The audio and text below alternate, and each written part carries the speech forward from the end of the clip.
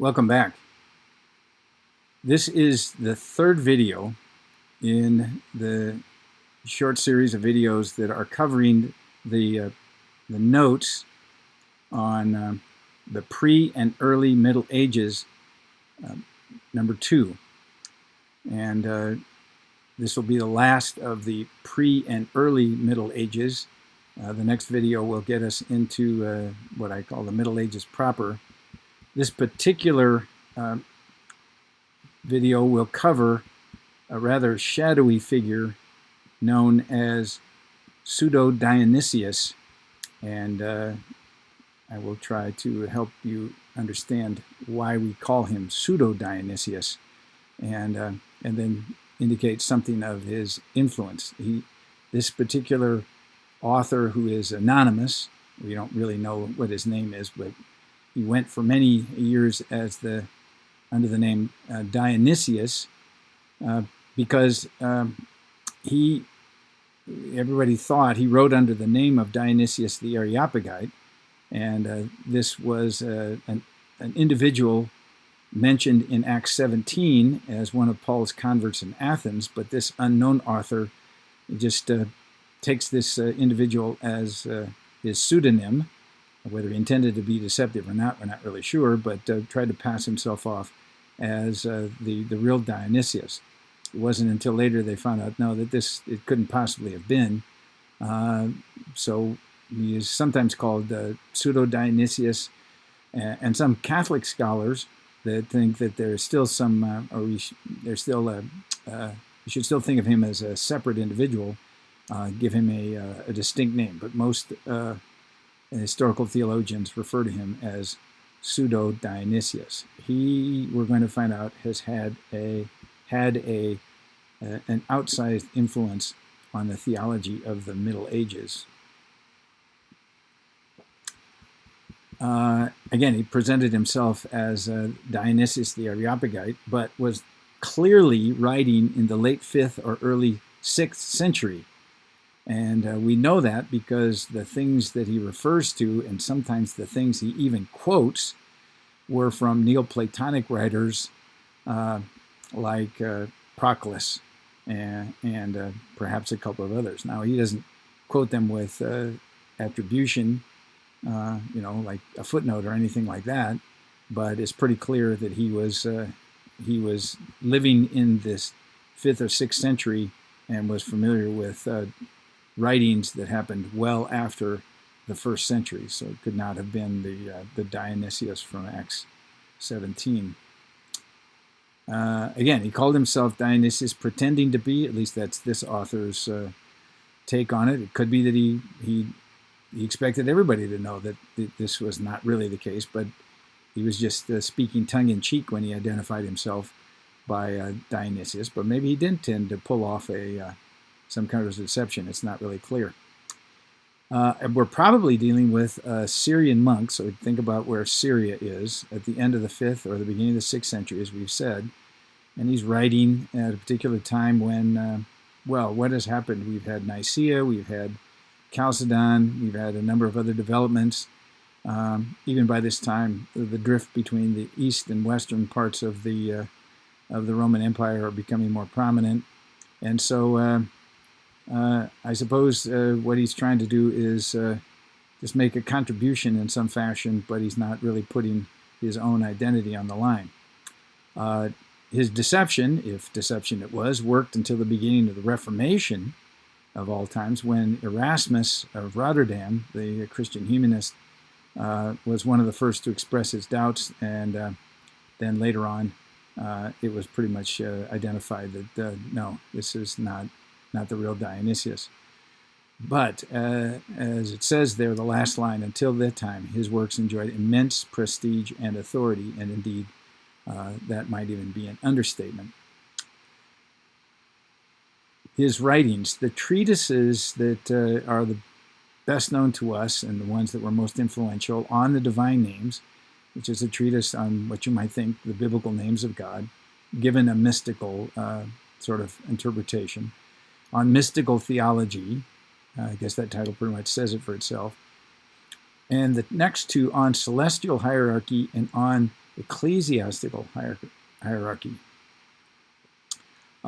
These four works, but those last two in particular, compose the bulk of the Dionysian corpus of writings. We do have a number of other letters from supplementing these things. Again, these are where the deception was probably most prominent, because they're written as if they were written in the first century, which they certainly were not. Their doctrinal content forms a complete theology covering the Trinity, the angelic world, the incarnation, redemption, last things. It's virtually everything within what we would call the corpus of systematic theology, virtually, and provides a symbolic and mystical explanation of all that is. Before we move on, again, the celestial hierarchy sees the hierarchy in heaven as just that, the gods at the top, then there's the angels, and then there's classifications of angels. You can think of passages where the Apostle Paul talks about principalities and powers. Those were like variations and grades of angels. The ecclesiastical hierarchy, of course, that would be the church with the Pope on top, and then the various offices, cardinals and archbishops and bishops, and etc. You can see that in Dionysius's perspective, the earthly church is to reflect a hierarchy patterned after the hierarchy of heaven. And again, that is what is going to have a great deal of influence on the actual church. His philosophical points of view, very Neoplatonic, are also going to have an influence.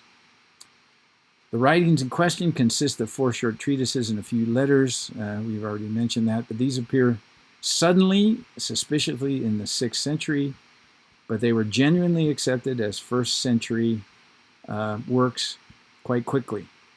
So again, whether he was attempting to pull off a deception, if he was, it worked very well. And if he wasn't, then a lot of people were pretty gullible in accepting that. I think a lot of the reason why they wanted it, people wanted it to be ancient. They wanted it to be back to the 1st century because of its teaching. It seemed to make it look like Christianity had actually anticipated Neoplatonic thinking in many ways. So the Pseudo-Dionysius, sorry for the cumbersome name, but we have to keep using that name, tried to synthesize Christianity and Neoplatonism, or more accurately, perhaps, to express Christian doctrines in the framework of Neoplatonic philosophy. He endeavored to harmonize the Christian doctrine of Trinity with the Neoplatonic theory of the One, and we've already seen some of that, of the One, and then the Nous, and then the emanations that come from that. And the Christian concept of divine creation, which is totally different, but he tried to find a way to make that fit with the Neoplatonic idea of emanation. Again, we might, the question, more than question, would deny that he was successful in that, but it did still have an influence for many years. We keep saying that. Though Pseudo-Dionysius made 2 major contributions, that's a misspelling there. The first was his concept of hierarchy, which we've already sort of indicated. In Pseudo-Dionysius' day, Neoplatonists had developed sophisticated theories of various levels of reality that existed above the visible world. Again, this goes clear back to Plato and his idea that the real world was the idea of the world of the ideals, or the world of the forms. But this had become, it's been worked and reworked in a variety of very complex ways to the Neoplatonic version that was the philosophy of Plotinus and Porphyry and Proclus and others. These were far more complex than the relatively simple scheme sketched out by Plotinus himself, and generally revolved around groups of 3. Pseudo-Dionysius Christianizes this worldview, provides elaborate description, as already indicated, in the celestial hierarchy of realms of angels and cherubim, seraphim, and archangels, etc. There are 9 classes of angels grouped into 3 groups of 3, and that parallels what you see in the church. said Pseudo-Dionysius. So you can see why the church would like this, because it seems like what we have in the organization of the church, particularly the beginnings of the Roman Catholic Church in the Middle Ages, Dionysius is telling them is patterned after the way heaven is arranged in this hierarchy. So it's true of the church, and there are 3 classes of priests and 3 classes of ordinary believers and 3 sacraments. And capping all of these hierarchies, of course, is the Trinity itself, a thearchy of Father, Son, and Spirit. He also popularized the way of doing theology that, again, becomes very, very prominent. We're going to see this a number of times. That is styled as the via negativa, or the negative way. Dionysius declares that God transcends all normal categories, so we really can't say or think anything about him at all. I mean, this is sort of picking up on the difficulty that we saw with Augustine, who said God's a complete mystery, but we can say certain things about him. We can be careful about our language in describing him in the various ways. You can remember what we said in that lecture. Dionysius says, no, not really. We really can't say anything at all. So if the whole point is, according to Augustine, is we want to be able to find some way to speak about God and use the right words, Dionysius says, well, as far as that goes, you never will really say the right words. So the best thing to say is either say nothing at all or only describe God in this negative way. Here's a statement from his writing on the divine names. Indeed, the incomprehensible one cannot be reached by any use of reason, nor can any words match the unspeakable good. So we can only say what God is not. Limited by space and time, not touched by anything bad, not affected by anything in time and space. That's a typo there, not T-I-E, but T-I-M-E, time and space.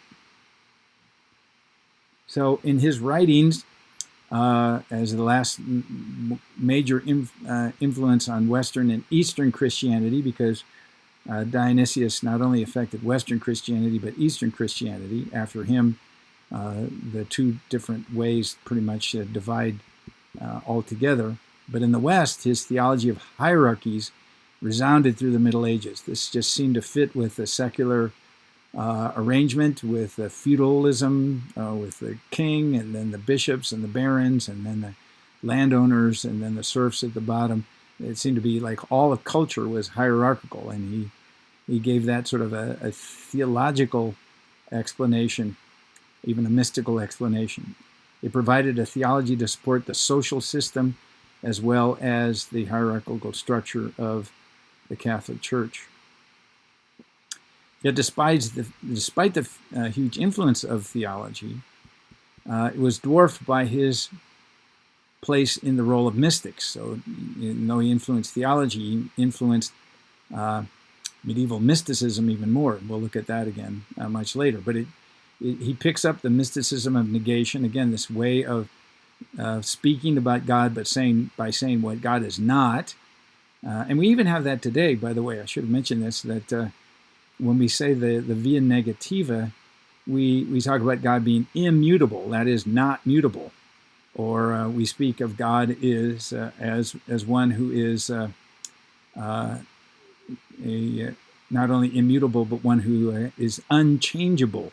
And those kinds of terms and others are really a reflection of this negative way. He is not of this world. He is not physical. He is not temporal. Those sort of things. In any case, the influence of the doctrine of God, particularly on Thomas Aquinas, is seen in his articulation of his Trinitarian doctrine. You can see he's been influenced by Pseudo-Dionysius. It was the most basic foundation of the medieval mystics, as we've already said. We're going to be looking at that, and actually continued for a number of centuries beyond that. Well, we have come to the end of this particular set of notes, and the last of the 3 videos that go along with those notes. And so we will stop here, and we'll see you in the next set of notes and videos.